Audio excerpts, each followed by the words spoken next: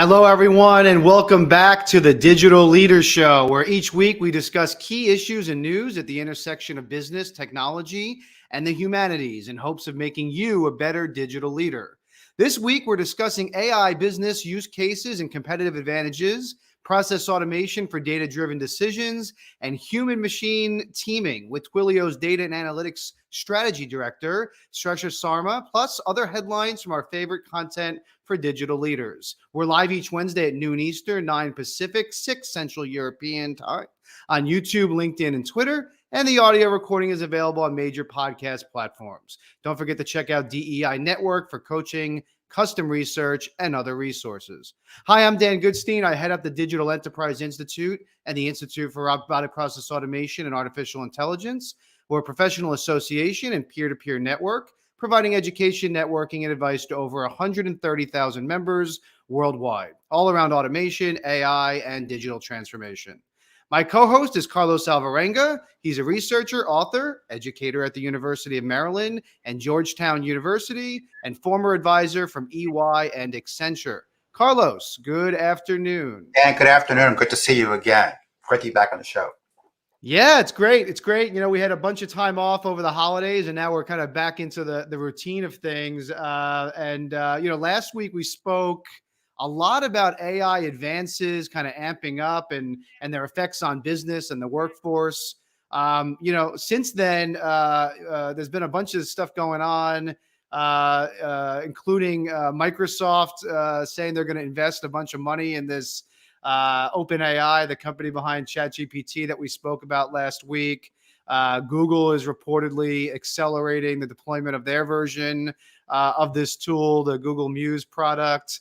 Beyond that, there's a couple other interesting things in the news today. You know, if you woke up, you heard that there was a national ground stop. The FAA had to shut down all flights in the United States because of a flight information system going down. Biden is now in trouble for having classified files of his own at a private residence. Back to our monopoly conversation. There's a probe going on into Coke and Pepsi around kind of price competitiveness and price fixing. Coinbase came out this week, 20% job cut. So the layoffs continue. The turbulence in the crypto space continues. And the last bit that I thought was kind of relevant to some of the recent shows and conversations we've had is Disney's new old CEO, Bob Iger, now requiring employees to come back to the office 4 days a week. What's your thoughts? Well, it's been a busy week as always. I guess the thing that struck me the most is the acceleration of the kind of tech layoff conversations, right? We saw this. This is exactly what the Fed wanted. They've been telegraphing, not even telegraphing, they've been telling people, right, the job market was too hot and they needed to cool it down. And it's like tech is complying. And so what has already started, I think it will just continue to accelerate with the first half of this year. Yeah, the thing that jumped out to me about, at least those first couple headlines around, the airline, the FAA, and then even the Biden thing with the files, it made me think like the common theme here is we need better technology. I mean, can you imagine in the corporate world an employee leaving a company and having like paper documents, years later? I think we've kind of eliminated that in the corporate world, right? We've got, all these solutions and ability to kind of shut down people's access and accounts. I just don't know that happens. And then, technology investments, in general, I guess it's maybe not a surprise that, government agencies are not the most technologically advanced, but you even look at, Southwest Airlines with what's happened with them in the last several weeks. I mean, the most recent estimate is that they're going to take on $800 million in losses because of the recent issues. And that's not even including any tech advances, investments they may need to make after this. Dan, we know, because we work in corporate technology, that almost every big company is going to have at least one or two systems that are really multiple systems that have been sort of patched up over the years, right? You kind of peel off the layers. This system used to be this, which used to be that, which used to be that was put in 10, 15 years ago. And it just that the hassle or risk of removing it isn't worth the effort, right? And so that seems to be the case at Southwest, although from an operational standpoint, you wouldn't think it'd be the most critical system, at least one of the most critical. I think we saw it again this morning with the FAA, although the details of the story aren't out. It wouldn't surprise me if what this thing is, I think it's on its third or fourth name, right? It's really something that was implemented, pre Y2K, and over 20 years has just been updated over time. And everybody seems to have at least one or two of those things kind of lying around. And today it just went south on them. What do you think, Carlos? We've talked a lot about, Web3 and crypto, and certainly about the FTX fall. I was watching, some analysts this morning, financial analysts this morning, including, Jim Cramer, basically say, hey, this is just more proof, based on the Coinbase news. This is not just a layoff. This is, according to him, a sign that this whole thing is a house of cards. How do you feel about that? I don't think it is. It's always easy to focus on the companies that make the headlines, right? There are still lots of other cryptocurrency use cases and businesses that we don't talk about because they're doing just fine. I've been a proponent of distributed ledger, blockchain. I think it is a transformational technology, but we're in the first 2 decades, right? And so if we think about the first 2 decades of the internet, it would be like writing off the internet when .com crash happened. Oh, this internet thing is a fad. It's a house of cards. Let's go back to fax machines. I don't think that's the case here. I think as usual, right? Pundits like to exaggerate. There is real value and real technological innovation in these systems. They're still working out how the technology works. What is it good for? Right? What are the applications? But if you spend time, you can find good work being done in DLs in lots of different places. It just doesn't make headlines, right? The news is about things that go wrong. It's about change. A company that's working just fine, that doesn't go bankrupt, that's servicing customers, and everybody's happy, is going to get 2 minutes on CNBC in the morning. Yeah. And our conversation last week was largely about how this affects individuals and employees, some of these AI advances and things that we've seen. So I thought today we talk more from the corporate perspective. Our guest is Shreshth Sharma. He's the Senior Director of Strategy and Operations for Data and Analytics at Twilio. Good to have you. Hey, hi Dan, hi Carlos. Thanks for having me. Welcome, Shreshth. So I'm hoping you can give us, Shreshth, a little bit of the corporate perspective, maybe to Carlos's point, some of the positives that are happening in the enterprise world, as a whole, and in particular, so much of what Twilio does is around communications. But I know before that you were at Sony Pictures and some other firms. So maybe give a little bit of your background and the types of things that you work on before we kind of jump in. Absolutely. So I have sort of a mixed background. I started in management consulting. So I was with BCG for many, many years. So got an opportunity to work with clients in dozens of industries, dozens of functions. So I did that. And then through a series of events, I got interested in the data analytics world and became part of their Gamma practice. And since then, I've been very heavily involved, along with strategy and operations. I've been heavily involved in projects and endeavors related to data and analytics. Currently, so I stood up the sales analytics and insight team at Sony right now, along with strategy and operations role at Twilio. I also lead the enterprise data team, and we work on building our fundamentals on making sure that all the data can actually be used to generate insights and drive decisions at Twilio. So that's background in brief. To your question on what Carlos was mentioning, with media there is this tendency of highlighting certain things, and of course, like all of those things are real and they are happening, but that's not the only thing that is happening, right? As I speak with friends across industries and colleagues, both in tech and non-tech, to the Carlos point, there was obviously an exuberance which is being corrected by the market. And there are a lot of positives out of it. Of course, when layoffs happen individually, it's a big impact to the individuals, and it disrupts life. So of course that is not great. But what it is doing is, for a lot of companies, it's pushing them to look at their operating models, look at what are their actual core competencies, what are the places where they actually are differentiated in the market, and provide a product which is valuable. And in doing so, the other thing is, there wasn't a lot of focus on operations for the past decade. By and large, in most industries, especially in tech, there is a lot of focus on operations now. There is a lot of focus on automation now, because people and companies need to get efficient to deliver the same value. Yeah, one of the things we've talked about, and I see a lot of is companies coming to me and saying, hey, I get there's some benefit down the road. I get that, there's, elements of AI, like we were talking about ChatGPT last week, that are interesting, but like, how does it really affect the business? How does it affect my metrics that I have to hit? How does it change my customers, experience? So I'm curious if there's any specific case studies you could share from your career of this stuff actually working, because I tell people it really is in the corporate world, at least, it really is beyond kind of just an R&D project at this point. Yeah, it is. It is really, as you're saying, beyond R&D at this point. The thing that one needs to have perspective on is this.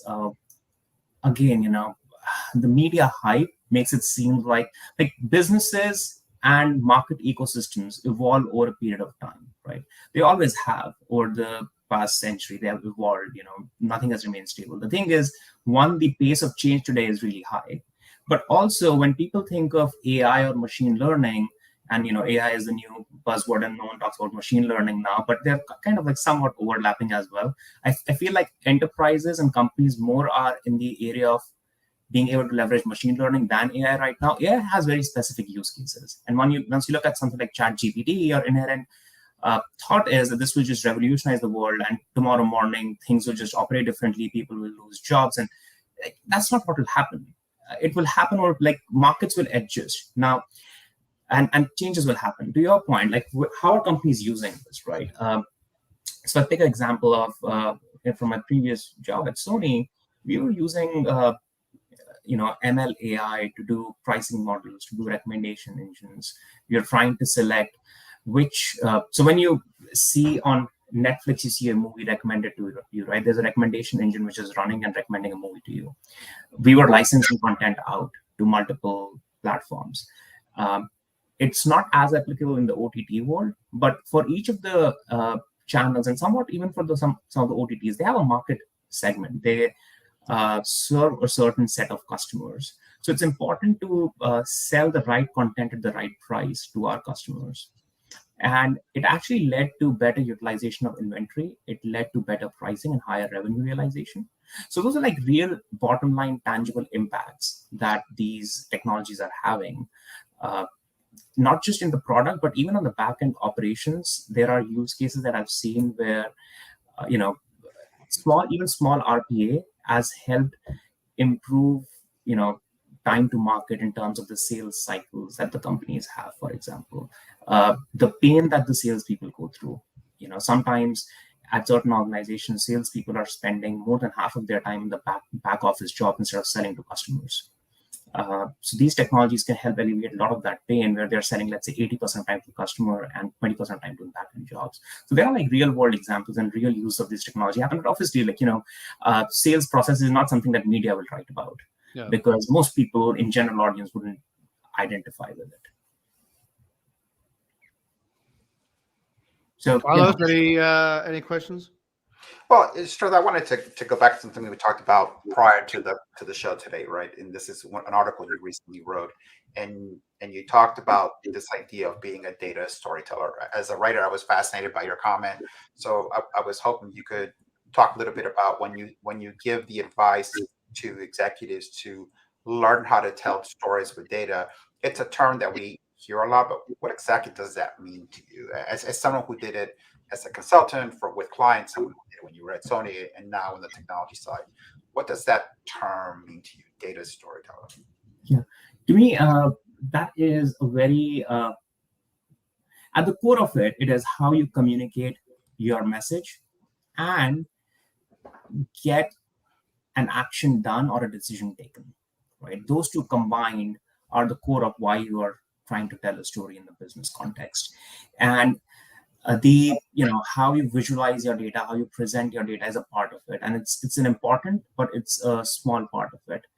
The most of the work in my mind is around the contextualization of that data.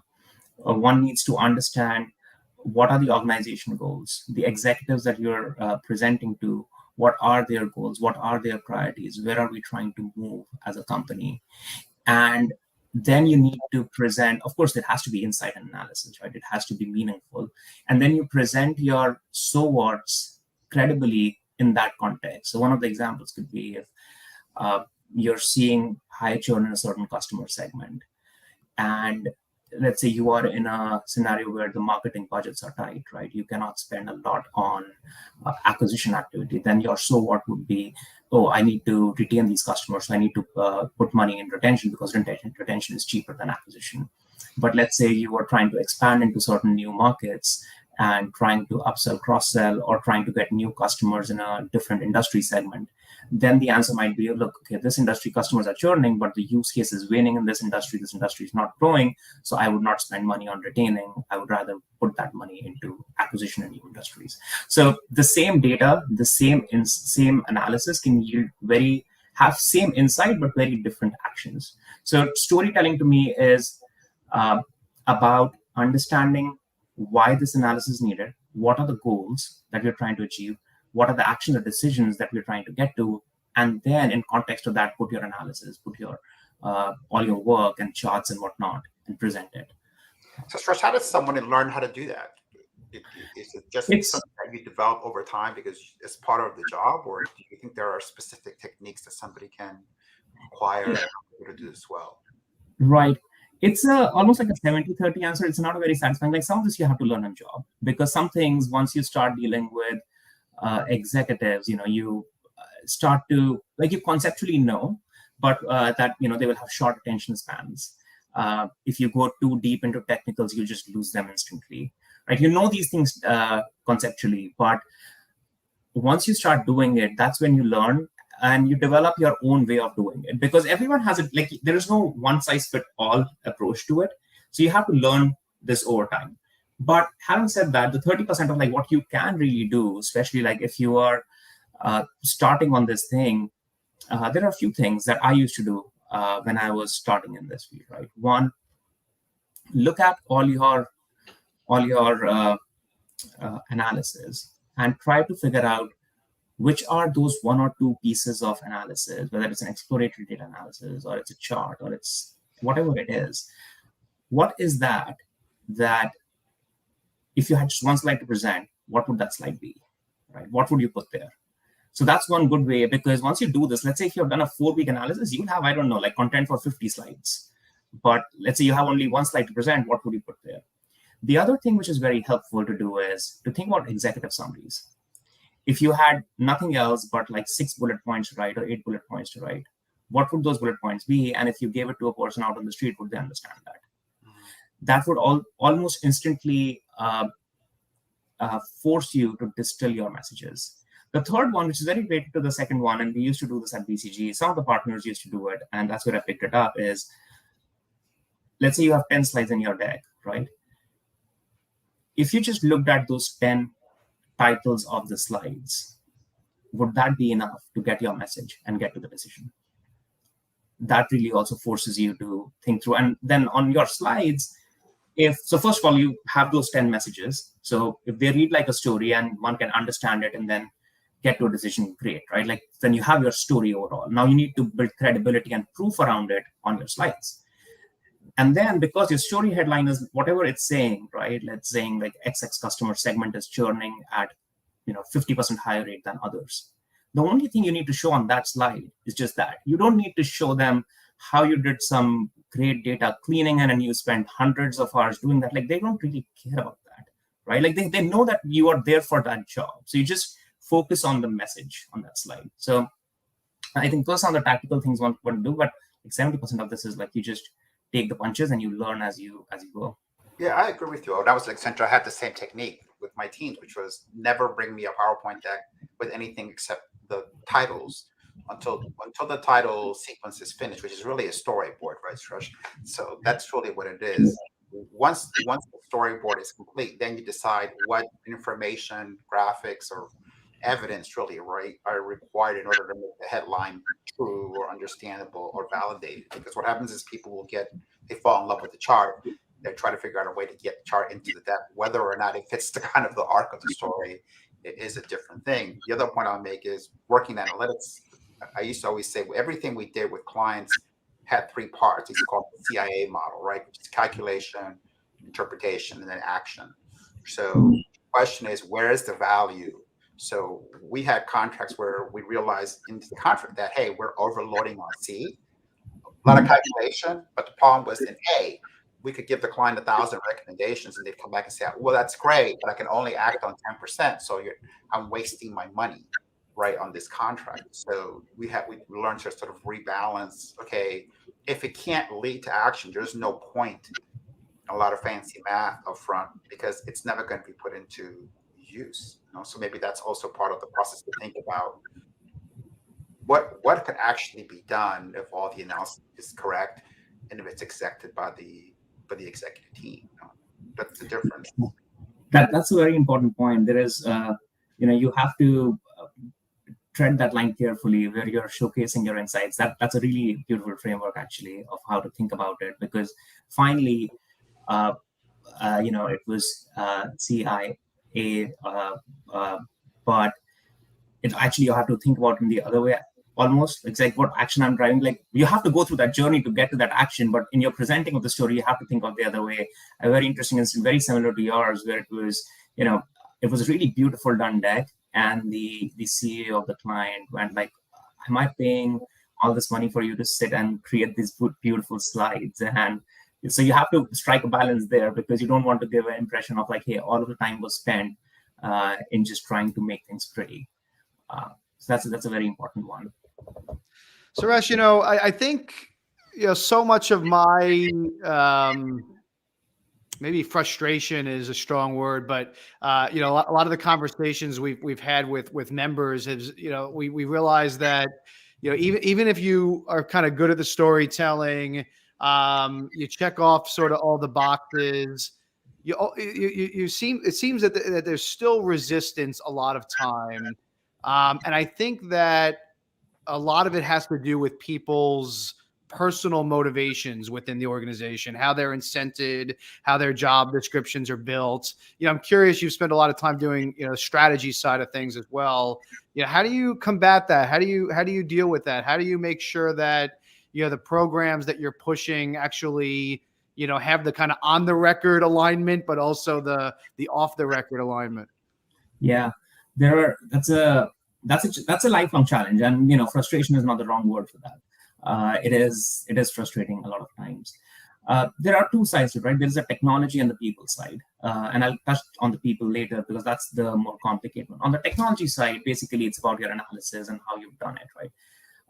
In situations where pushback will happen in a few scenarios. One is objectively your insight is driving to an action which fundamentally is at odds with the stated strategy or the direction that the executives are taking, right? That's actually an easier one to deal with.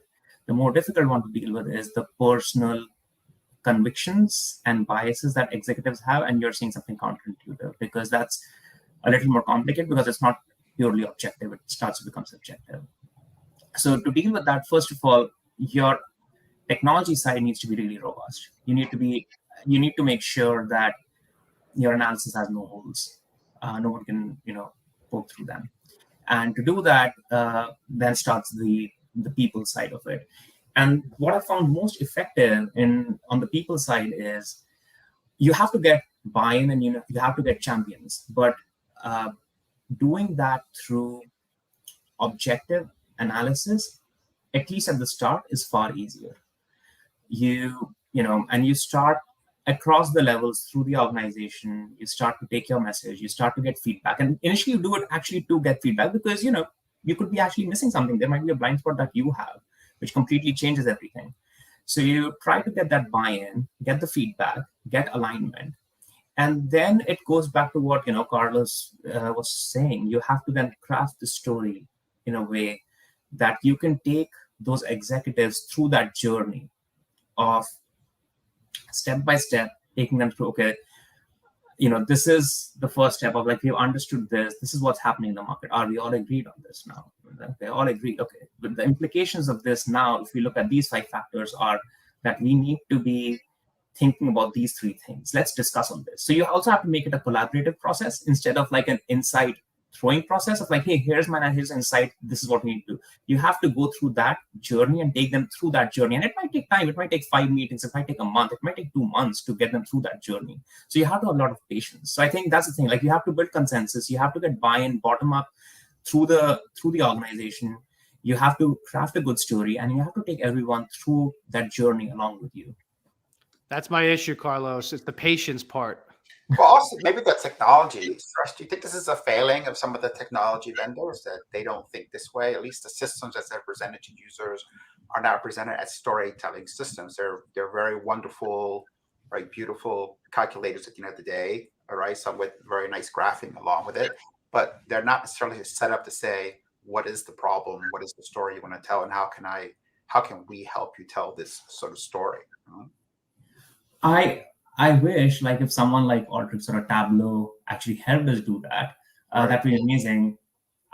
My sense in that is that it's less of a lack of knowing that this can be helpful. It's more of, I don't think the technology is there right now where it is actually able to help. Like, we're starting to see that the slivers of that with this ChatGPT thing, for example, to say like, okay, there can be something intelligent here.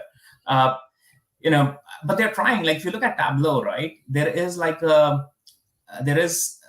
been there for a few years. It's very clunky, right? It does this thing where it tries to tell a story where you put in a data set and you click a button and it tries to pull some charts and some things. It's a very cute attempt at it. It's not very useful most of the times. And the other factor is it's just so subjective. Like, that's where, like, when people say AI will take away all jobs, like, no, they will never take away all the jobs, because that contextualization, that understanding of what's happening, that you can only get through talking with people and synthesizing that in your mind and dealing with that people emotion part of it, and then crafting that. So I guess where we will get to at one point is that there will be tools which will help create great starting points. So, for example, exploratory data analysis would probably in a few years from now be almost completely automated.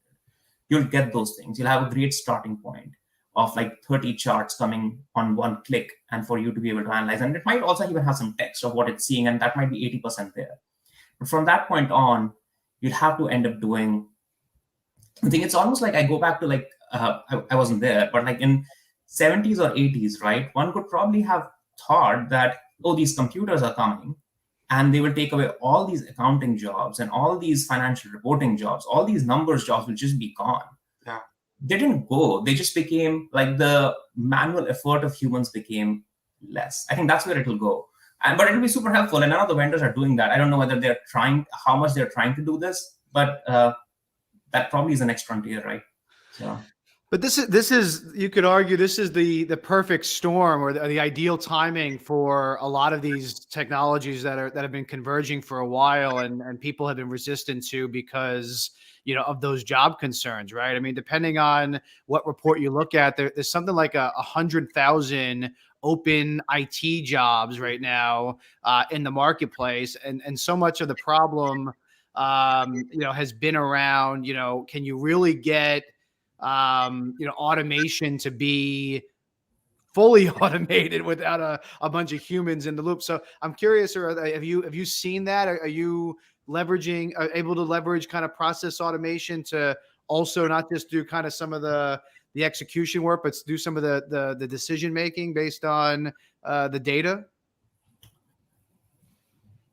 I don't think we are at the state of decision making as an industry. Like, I'm not aware of anyone actually being able to get to decision making in an automated way or processes. Where it is helping is that it's helping take away the manual and the painful work and shortening the time to insight. That's where we are. And I believe that will keep getting smaller and smaller, but it will never take it. It's similar to if you look at the data scientist role a decade back, an inordinate amount of time was spent in tuning the models because libraries were clunky, and you spent a lot of time on data cleaning, and then you spent a lot of time on model tuning, on trying models. Today, with the tooling, you almost spend zero time on that. You're able to, like a good data scientist with good understanding of the algorithms and the statistics behind it, can do it very, very quickly with the tools available. That's where it will go. But right now, we are at that early stage in terms of processes on the decision-making side, that it's a hard thing to crack for the same reason. It's very subjective and customized to each organization. So it will take time to get to technology which is technology standard but can be used in a customized way. Sure, does it come down to one other thing too? We talked about this last week a little bit, and that is this issue of the right question, right? A lot of great literature starts with the question, with a great question, right? What is a hero? How those who have gone affect the living, right? What does it mean to be a leader? And I think a lot of times we sort of start with, hey, there's all this information, and what do we find in it, rather than saying, what is the question that we would like an answer to? You mentioned before we got on the air, the one you worked on at Sony, which is, what kinds of movies do people like? I think that was what you were looking at, right? So do we see patterns in audience share or in audience, right, levels, and can those be identified? So maybe you could talk a little bit about that. Do you agree, number one, that it sort of starts with a great question? And if so, how do you transform a great question into a project? Yeah, so that's a bang on thing. That's like the holy grail of it, right? It has to finally boils down to that one question. And it's basically a strategy topic at that point, where unless you have clarity at the organization level, at the enterprise level, of this is the one thing or two or three things that we are going after, it's really hard to come up with questions at data or a team level. So for example, one could going back to the market segment, one could unquestionably, let's say the organization decides our three priorities are, one is to crack this, let's say financial services segment. We need to sell our products in financial services and grow that by more than 50% year on year. That's our number one goal. Now, once you've done that, everything that the cascade should happen, right? The next level of leaders, like even something like HR, they will have to, for example, let's say you need to hire more salespeople. So you need to find recruiters who are adept at being able to quickly identify sales talent who are able to sell into financial services firms, right? So that's the organization side of it. Like you'll have to set up everything that way. Same for processes. If today most of your processes are set for farmers kind of sales, you'll have to set up your processes and systems for hunting and enable that. And then similarly, if we then put to the data science side, maybe the models will need to evolve, right? Then the question will be very clear. Instead of having, let's say, a cross-sell, upsell model, you'll have to design models which are more around taking in exogenous variables on the market information and identifying which new customers could be the best prospects. So you will have to probably create a prospecting model. So the question then would become for the data science team would be create a model which helps predict which customer has the highest likelihood of buying XYZ product over the next 2 months. Right. So I think you're right. Like and if that is not defined at the enterprise level, if the whole organization is not aligned to same questions, it's really hard to boil it down to what specific question your team or your project should be addressing. But once that is defined, it can cascade down and it can lead to some very, very clear projects.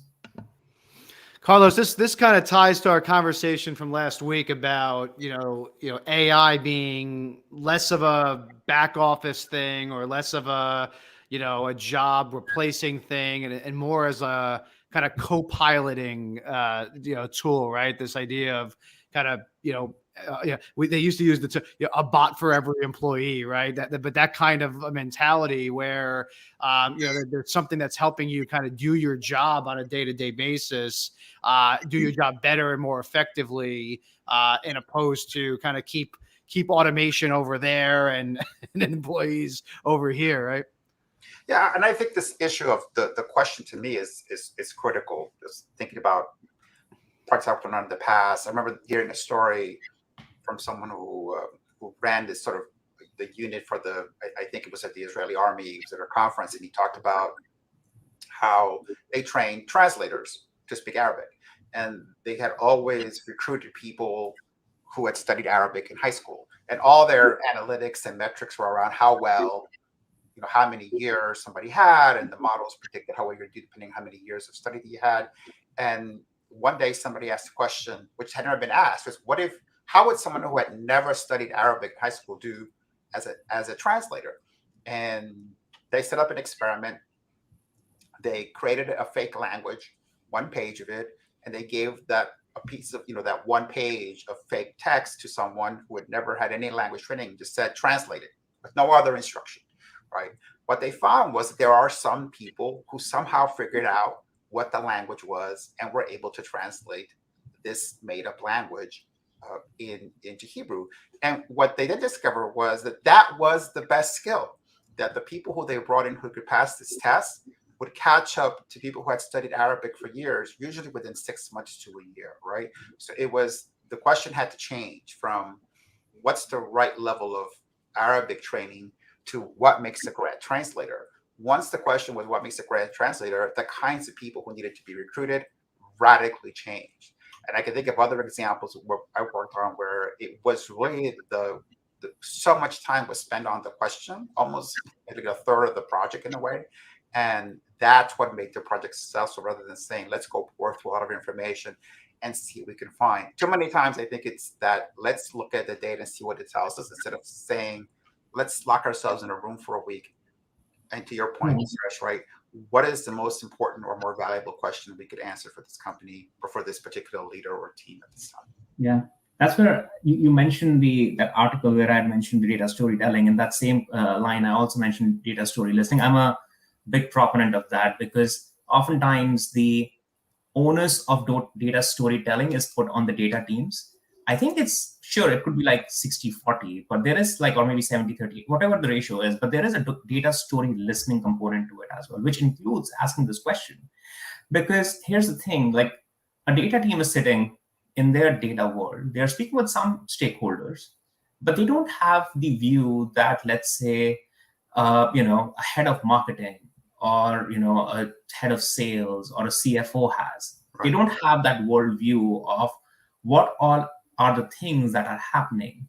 And sometimes that's where we need to, you're right, the question needs to be framed in a way that the organization can tackle it, and it changes the frame of reference. That's actually a really great example of, how you change the frame of reference. And that's a collaborative thing. I almost always lean on the side of saying that it's actually a lot more on executives than on the working teams, because they don't have the benefit of that context and the benefit of all those interactions and benefit of knowing what the investors are asking for, what the other execs and other competitors are thinking of. That context is just missing for them. It's really hard for them to frame the question in that specific way, which drives a certain kind of action in the organization. Yeah, I've never seen an executive who had in their office my top 3 unknowns, right? Or the 3 questions I wish I had an answer to. We have bullet points, my strategy, my goals, my objectives. It's not good for job security, Carlos. No, but say all the things that I can't do my job. All the things that I wish I knew right now, right? Here are the top 3 things that are my favorite or my most important questions, right? Maybe we should add it to the standard management practice. Yeah, there are I think the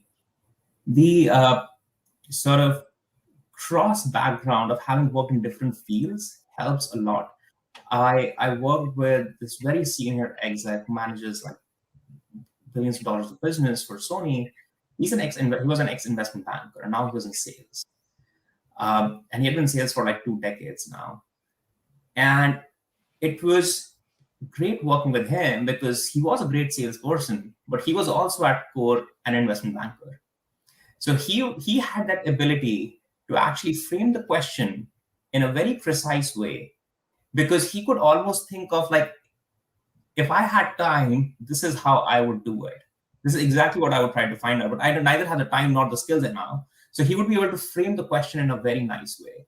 And he was able to then get really good output in a very quick time from the team. Whereas there were some other sales leaders who would have like these broad stroke things where we were like trying to figure out what's going on there in their mind. Like a few weeks were just spent understanding what they were actually trying to say.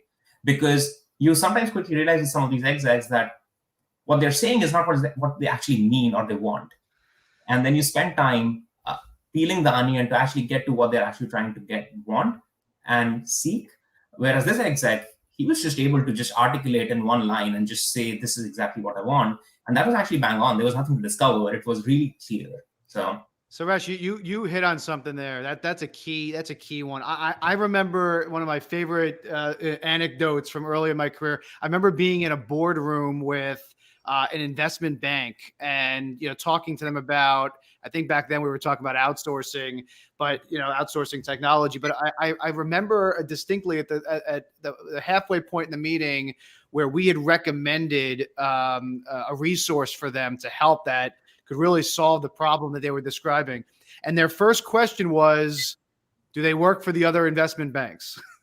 Right. And I remember thinking that's the wrong question, right? You want to innovate. You want to do things differently. You don't want to bring in somebody who, already has the same kind of background, same, experience that you do. You want to bring in other experiences. If you want to innovate, if you want to change a company, I think we talked about Disney a couple of weeks ago. Think about the point in Disney's history where they went from being an entertainment company, just an entertainment company or a film company, and becoming an experience company. You need new blood. You need a different perspective. You need someone who's not afraid to admit they don't know the answer and ask the right questions, right? But I think back to this question of executives, right? Some executives just don't like questions. I had a client and we were brought to a project and I asked the question, how many times have you tried to do this?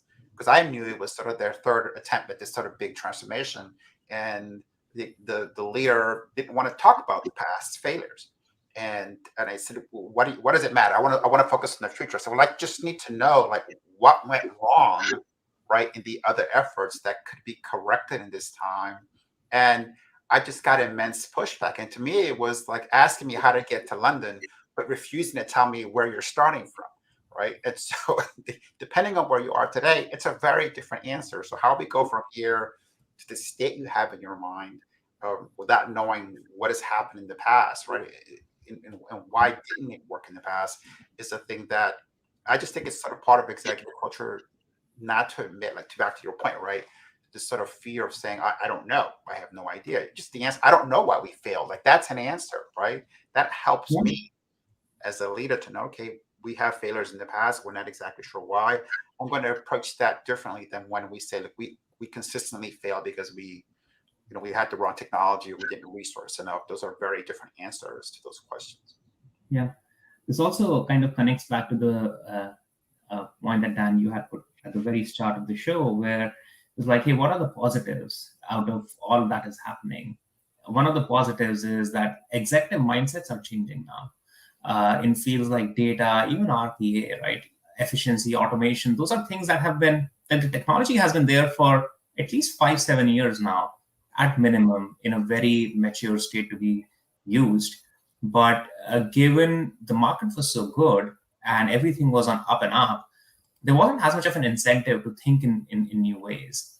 And that's where now, because of the change in the market environment, there is now an urgency to actually utilize some of these things.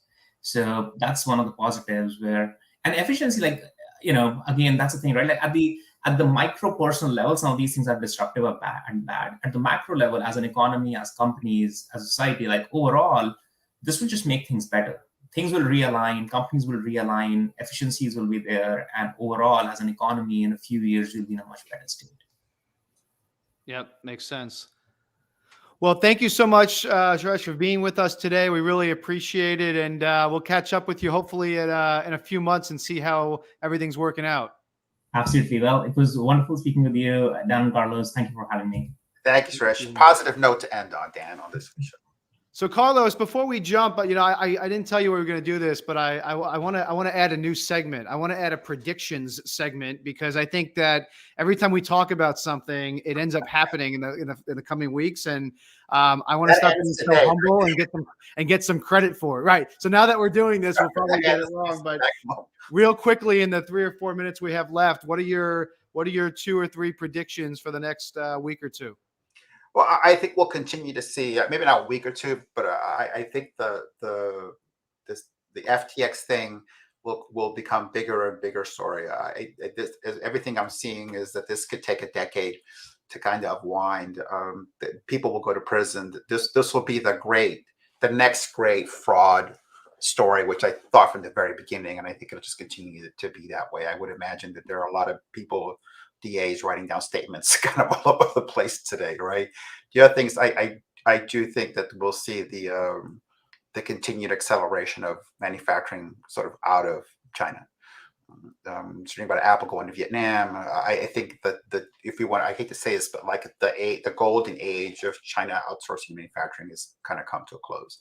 And so I would imagine there are lots of people, lots of places that are looking at, where do we go next?